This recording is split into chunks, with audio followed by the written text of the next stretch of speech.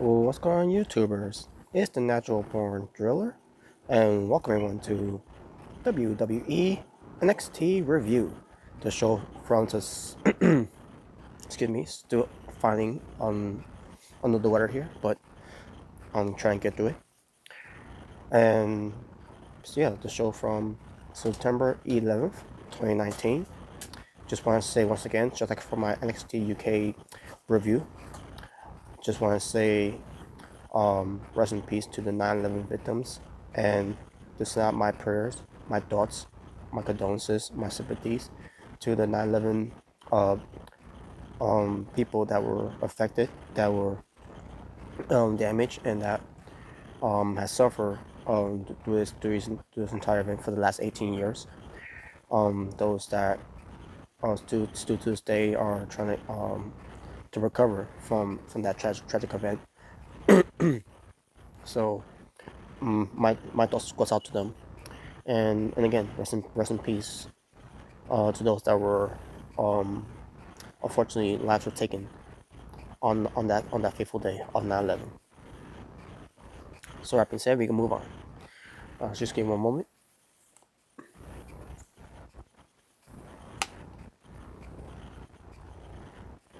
There we go. Let there be light. Let me put on this side.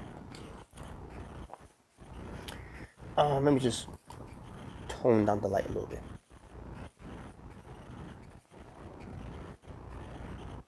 Oops, wrong button.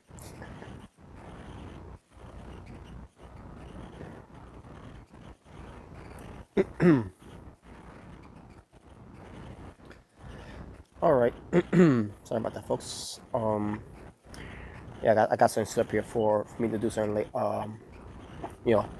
Before I end this. I guess it'll pop up pretty soon. But yeah, let's continue with this. They're at Full Sail University in Winter Park, Florida. Your commentators, as usual, Mauro Renaro, Nigel McGuinness, and Beth Phoenix. So let's get to the show here. A lot to talk about on this show.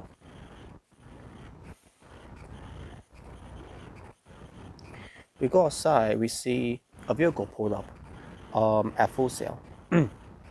And the person to be revealed in the vehicle was Rhea Ripley, because she's going to be facing the NXT Women's Champion Shayna Baszler in the main event of NXT for this 9/11 2019 edition for NXT. And we'll get to that match later on.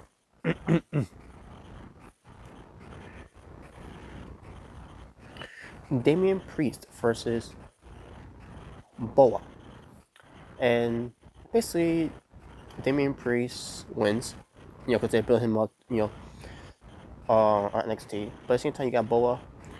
He showed a little more what he can do, but not a whole lot, because again, Damian Priest was the one dominating the match. It was basically a showcase all for Damian Priest. So, nothing else to say about that. But he's got a nice finisher though, call, and I love the name of it too, The Reckoning. I mean, he'll still do that choke slam from out of the blue, the sit out choke slam that he always does. All he need now is a cool nickname. He's already got the name Damian Priest. He's got the repackaged and everything that he's he's got the look. He's got a unique style in the ring. He's got a cool finishing move with a cool finishing name.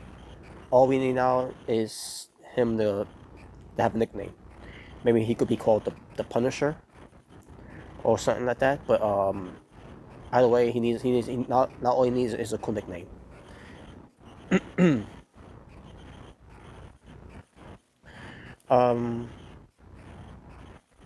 We get a video vignette of the NXT North American Champion, the Velveteen Dream, where it pertains to his up and coming rival, for the title match against Undisputed Era's own, or Roderick Strong. And that match will be lead up to the next NXT show, which this next NXT show is the one they went to USA Network, And there's more to explain to it as well. I'll get to that later when I get to it. So then we get the returning of Johnny Gargano.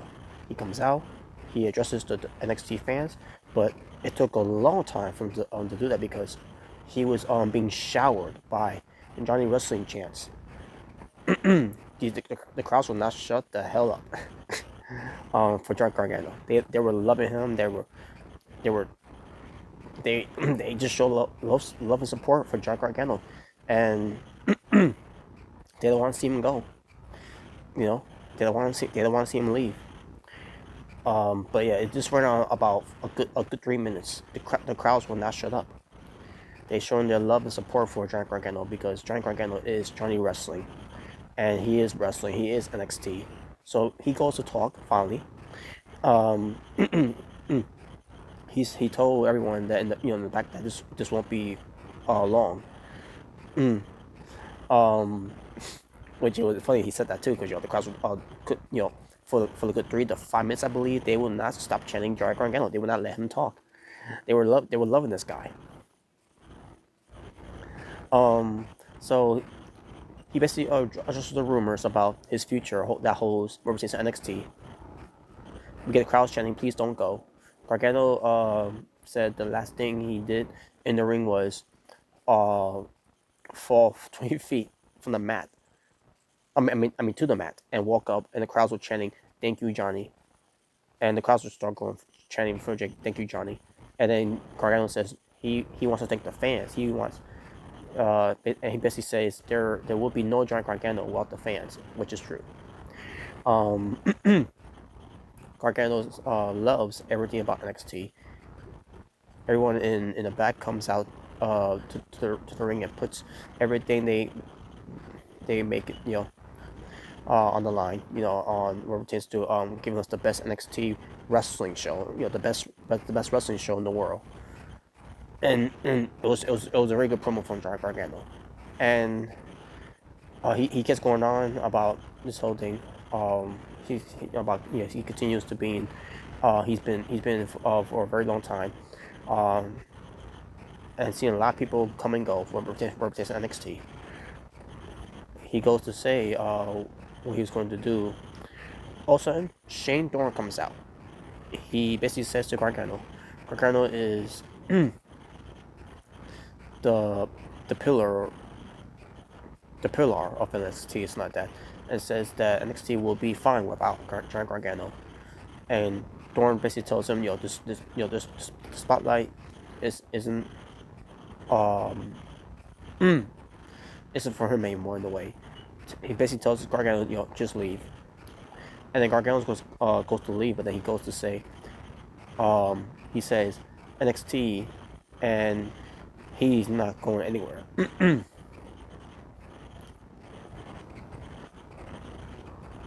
Basically, Gargano says he is NXT, and he says he's not going anywhere. He gives him a super kick. Gargano gives a super kick to Shane Thorne, and Gargano says that he's staying right here on NXT for life. And basically, he did this. NXT, and he does the for life. Basically, the whole thing with him doing this, it reminds me of Bret Hart back in '97 from Survivor Series, where he did this whole WCW. Basically saying that he's going to WCW because the way that WWE, the way that Vince McMahon, Shawn Michaels, Triple H, and whoever else were involved on the screw job, screw over Bret Hart. So that's why he did what he did there. And Gargano basically was doing that, and what pertains to him not going anywhere because he's going to stay right here on NXT. And then he did the whole for life thing, the whole for life. That's meant to do. Yeah, basically like the NWO. So whatever, it's whatever. But yeah, the good news is Johnny Gargano's not going anywhere. He's going to stay on NXT.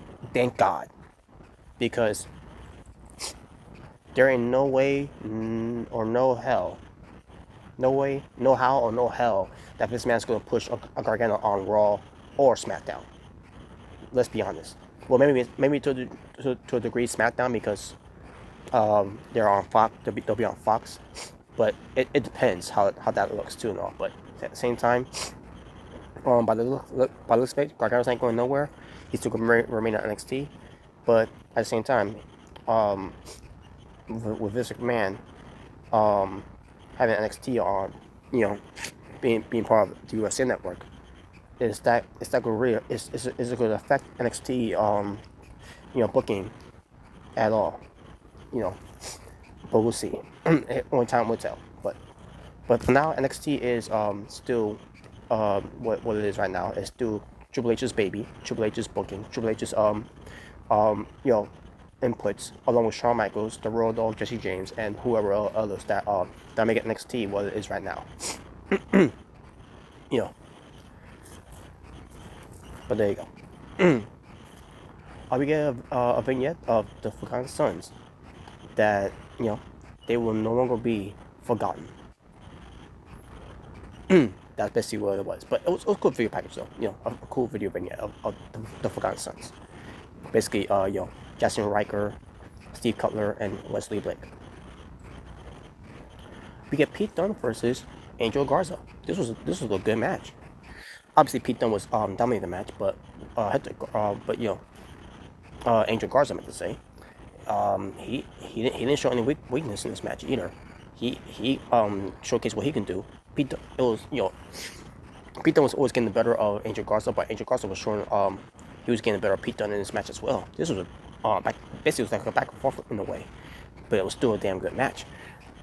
Pete Dunne gets the fingers of Garza, Angel Garza, snaps it and then basically makes Garza tap out, and that was it. There you go. Let's see about that. Rhea Ripley is shown getting warmed up for a match, and then we also saw Shayna Baszler from her where location she's at, getting her warming up. Her getting warmed up from the match, and we'll get to that match later. We'll get to that match later. This past Monday, last past Monday, Street Profits were in Central Park. They were talking about being on Raw, where they were in Madison Square Garden for the first time, and talk about how they lost the NXT tag team titles as well. And they're going to get their tag team titles back on NXT on the next NXT show. And I don't know if that happened yet. I have not watched the show yet, but when I get to it, I'll get to it, and I'll see how that turns out. But other than that, yeah, it was good. It was good promo though. I mean, basically a good segment from the Street Profits, obviously, because they were such a park. It was good. I enjoyed this one.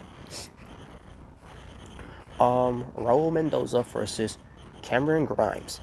And the match ends up being pretty decent, and Cameron Grimes wins the match with his standing double foot stomp. We get Candice LeRae.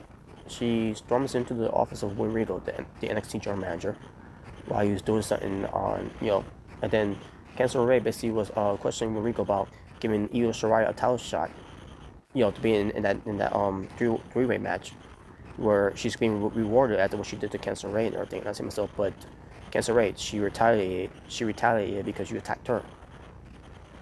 So in a way, it kind of made no sense the way she was talking about that and everything.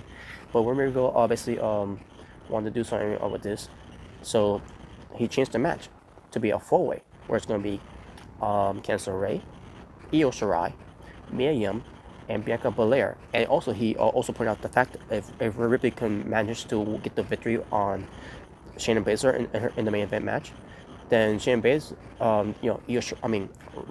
Rhea Ripley, will be added into the match, and it'll be a fatal five-way. And Candice LeRae says, as long as she could get her hands on Io Shirai, she doesn't care. So there you go. That was the promo. Candice LeRae, her acting, meh. But I'll tell you one thing. I'll see her. I'd rather see Candice LeRae acting than Alicia Edwards acting. I'm just saying. Alicia Edwards from Impact Wrestling. We get a video vignette promoting the returning Dakota Kai. Yeah, so Dakota Kai is going to be returning to NXT, and I can't wait to see her come back. She's been injured, for um for most of 2019, but she's coming back now. She's going to be picking up where she left off, and we'll see how that turns out. But yes, she's returning very soon to NXT, and I can't wait to see her come back. By the looks of her too, by the way, she still looks the same, with the same shape of her body and everything. She still looks good. But at the same time, I can't say the same thing with Tegan Knox, basically. But hopefully Tegan Knox can get back to her original shape as well. But again, it wasn't Tegan Knox's fault. It's because of the injury that she couldn't work out that she she could on this stay the way she was before. But Dakota Kai, she still remains the same with her body type. So there you go. But yeah, can't wait to see Dakota Kai come back. I'm a fan of hers. Now we get to Shayna Baszler versus Rhea Ripley, non-title match, and this is the main event. And this match was good. Basically, Rhea Ripley was getting the better of Shayna Baszler in this match. Now, not saying that Shayna Baszler was being squashed. She still fought back. She still ends up overpowering at one point Rhea Ripley, but Rhea Ripley always was a couple steps ahead of her.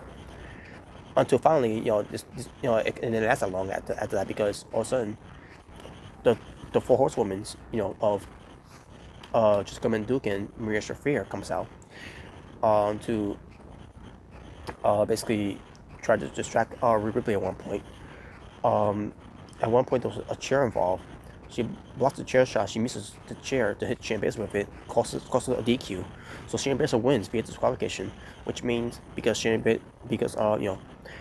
Ripley got so disqualified and she lost, that means she will not be added into the match, where it's going to be a fatal 5-way match. It's just going to be a regular fatal 4-way match now, where it changes to Io Shirai, Candice LeRae, Bianca Belair, and Mia Yim. So Shayna Baszler wins by disqualification. Post-match, after that, we get, after the match, Baszler, Duke, and Shafir on stage as Rhea Ripley sitting in the middle of the ring with a steel chair, and basically, and also she got pissed off too, and she throws the chair and everything, because she didn't get her opportunity to win, to get into the match. If she would have won the match, it doesn't matter how she won the match, it would have been a fatal 5-way match. But because that didn't happen, Shayna Baszler ends up winning, because Rhea Ripley, she was way over on her head. She got too emotional.